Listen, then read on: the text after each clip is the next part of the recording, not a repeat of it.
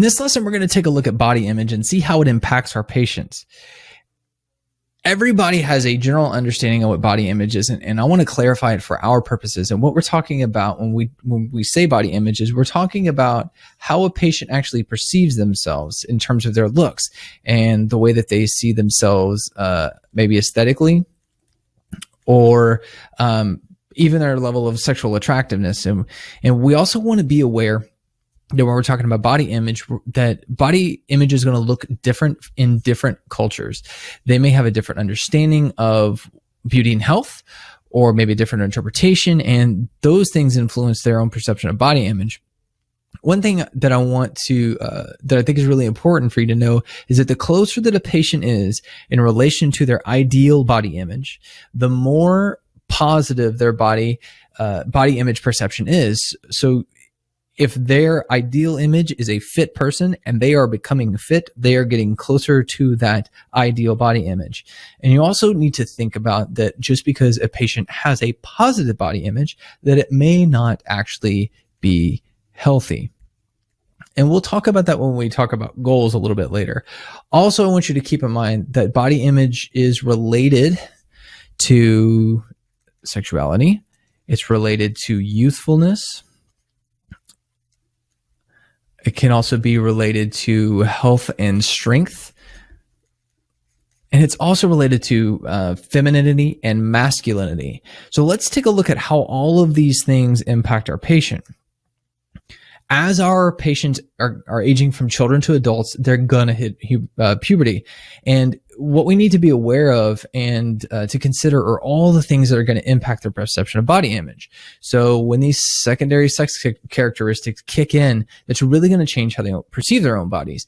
And this is going to start around age 10 to 11.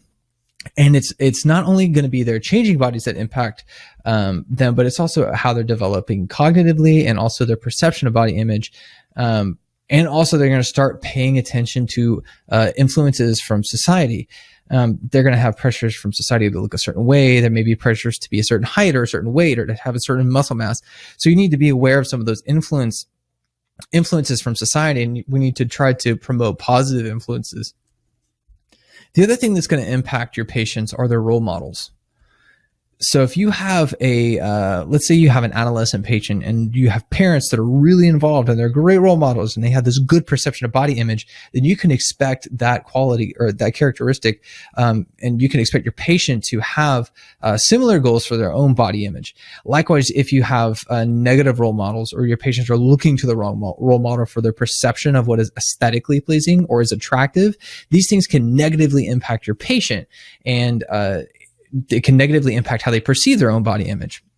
Not only that, these things can have long-term imprinting effects, meaning that your patient could have these perceptions long-term. So if you have someone who's told that they are repetitively told that they are ugly, or they're overweight or they're underweight, and they get told so much that it's repetitive, they end up taking on that perception for themselves, and that's how they view themselves. So what we need to do is aim for establishing positive body image early on, so that they can have long-term positive outcomes for your patient, both for their body image and for their health.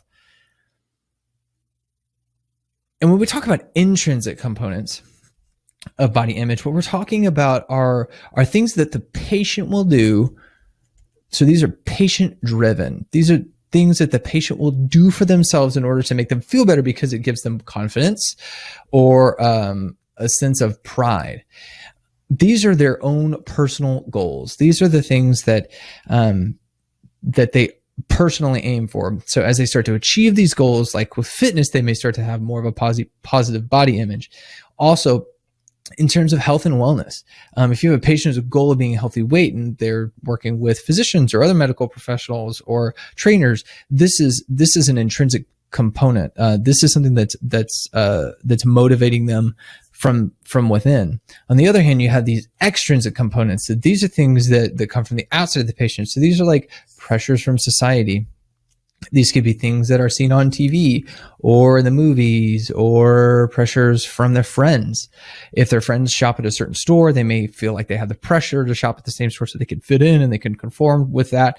You also have influence from family and also from medical professionals. These are people that could really positively encourage body image. There are also some other major influential factors that deal with body image. Pregnancy, to begin with, is it's just a daunting undertaking to begin with, and not to mention all of the body changes that come with it. Our pregnant patients are going to go through some major changes, and it's going to alter their bodies, and so we need to be mindful of that with how they're perceiving themselves, not only during the pregnancy but also after. Surgery is another one. Surgery is another thing that we have to think about. So you can have a patient that has an amputation or they have an ostomy. This is going to change how they perceive themselves. Another thing that we're going to need to consider is different types of injuries. So you have things like burns or scars or different types of trauma. These things are going to alter how your patient perceives themselves. And so we need to just be mindful. You also have things like disease processes. So you have things like arthritis, or you have eating disorders. These things are also going to impact how your patient views their own body image. So let's talk about what you can do as a nurse to help your patient with their perception of body image. Right out of the gate, you need to evaluate the needs for your patient. Make sure that you're prioritizing your patient. Make sure you're meeting all their physiologic needs first, and then think about what the patient needs in terms of making their body image more positive. The other thing you want to keep in mind is go back to that therapeutic communication. If you haven't checked out the lesson on therapeutic communication, I encourage you to go do that. But you can empathize with your patient. You can be there for them. You can use those therapeutic communication tools, and you can help them through whatever difficulties they're having so that they can actually have a better better body image perception. Lastly, make sure you're educating your patient. Make sure you're helping them meet their goals. If they need education on stomach care, then go ahead and help them out with that. Make sure that you identify the patient's goals first, and that way your patient is set up for success to meet those goals, and then you can educate them. For this lesson on our nursing concept, we really focused on health promotion, and then cognition. And then we also looked at some human development concepts, because all of these things are really influenced by our patient's perception of body image. Okay, so let's recap. Remember, everybody's perception of body image can look a little bit different. Different cultures have different ideas about what positive body image is. You have a lot of influence when it comes to your patient's perception of body image. So these things can be internal or they can be external, and they're influenced by personal goals and also by society. Remember, puberty plays a big role in development and how our patients see their own body. So be aware that when you're caring for your patients, that secondary sex characteristics really can influence them. There are also things like pregnancy, surgery, scars, diseases. They all impact our patients and how they see themselves. And remember your impact as the nurse. You need to evaluate your patient's needs. You need to communicate therapeutically with them, and then be sure to educate them and provide the necessary resources for them so that they can have better success.